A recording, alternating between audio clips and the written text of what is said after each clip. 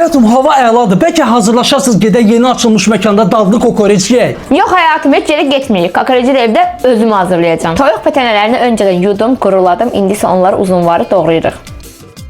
Pətənələrimizi uzunvarı doğradım. Havaya əlavə edib, üzərinə də azca su töküb bişməyə qoyuruq. Kokorecimiz artıq sotələndi. İndi isə üzərinə yağını və ədviyyatlarını əlavə edib yenidən azca bişiririk.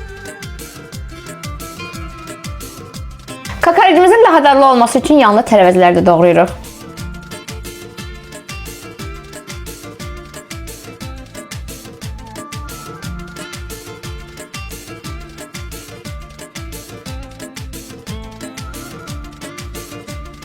Ləzzətli kokoreçimiz hazırdır. Bismillah eləyək, dadına baxaq.